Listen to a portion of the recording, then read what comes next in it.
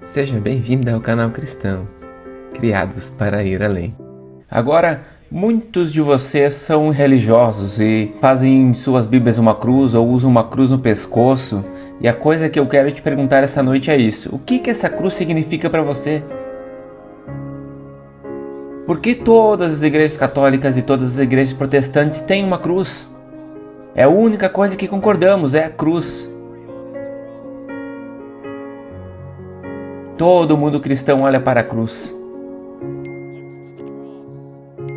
Por que Paulo disse que ele se gloria nela, mais do que qualquer outra coisa em todo o mundo?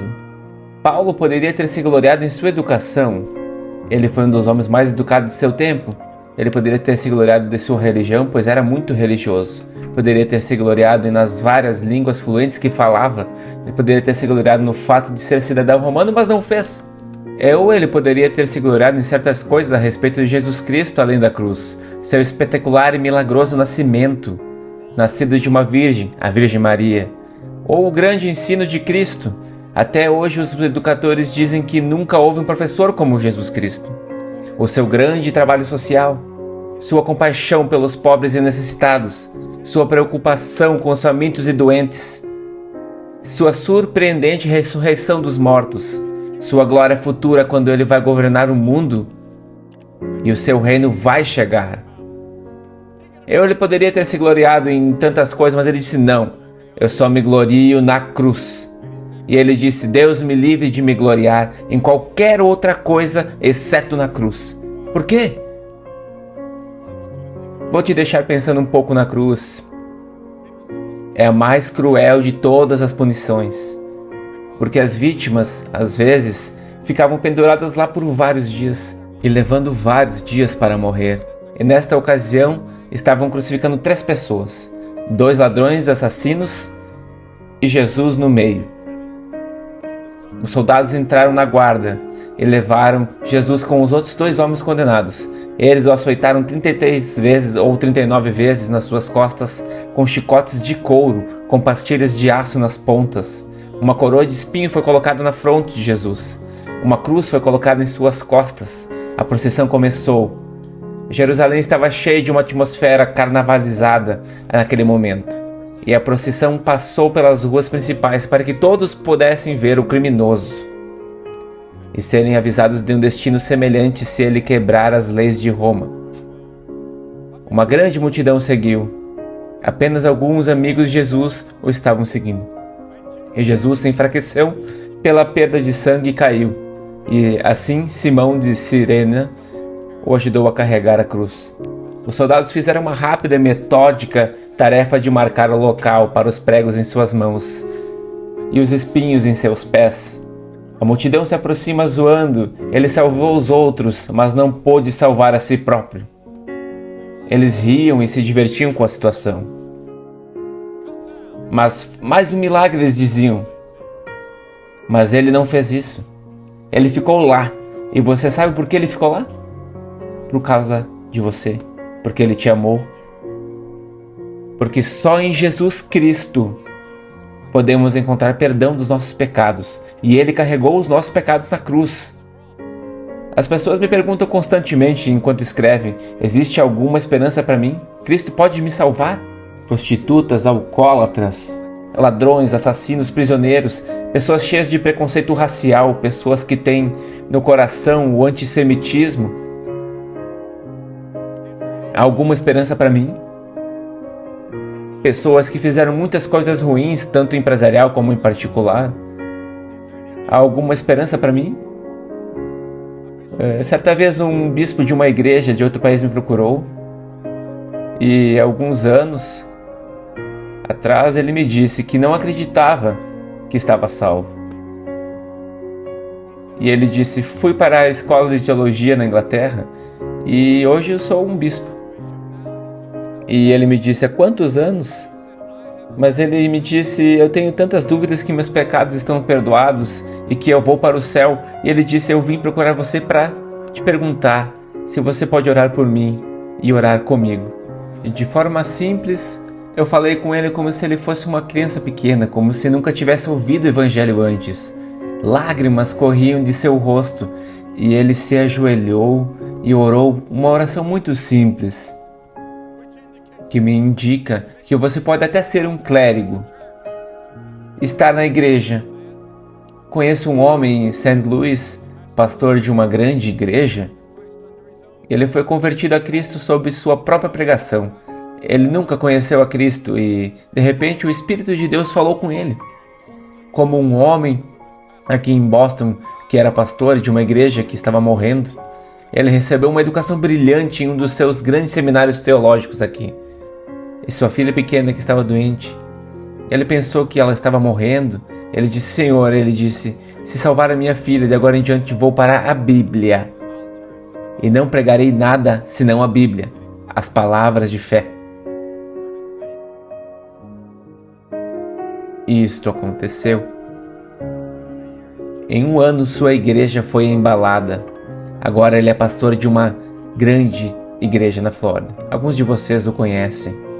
Paulo se gloriou na cruz porque é a única forma de salvação para o ser humano. Nada mais salvará. A cruz é o único caminho. É um caminho, a Bíblia diz. Existem outros caminhos de salvação, por isso somos ensinados por muitos professores. Isso parece certo. Mas o seu fim é o caminho da morte. Só há um caminho: pela cruz.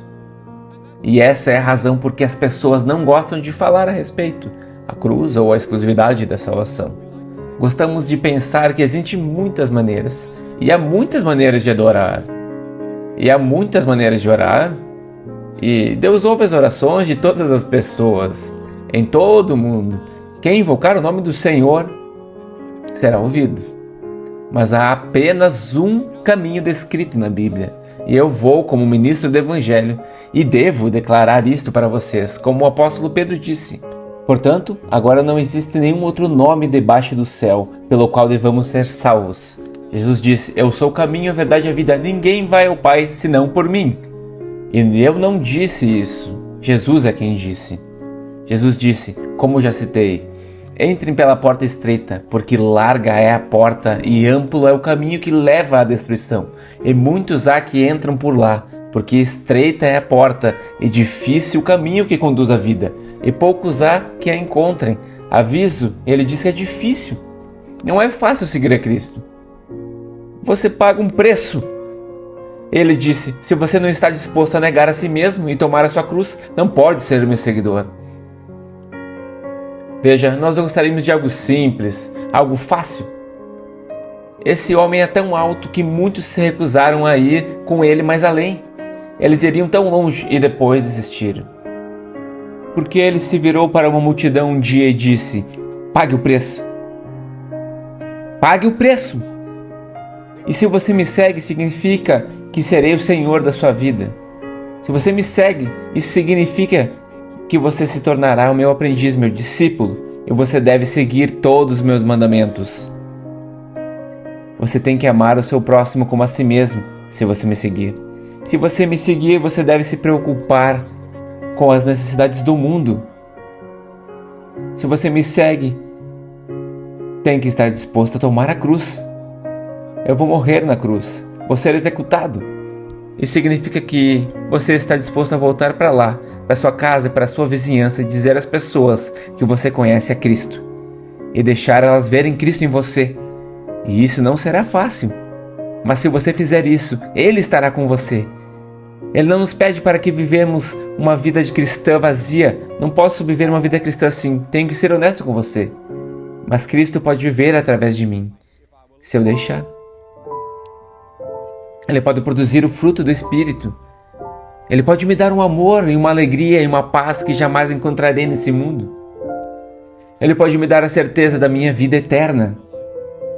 Agora, Jesus também nos avisou que nem todo que me diz Senhor, Senhor, entrará no reino dos céus, mas aquele que faz a vontade de meu Pai que está no céu. Muitos me dirão naquele dia: Senhor, Senhor, não pregamos em teu nome? E em teu nome não expulsamos demônios? Em teu nome fizemos muitas obras maravilhosas. Então ele disse: eu vou professar a eles: nunca te conheci.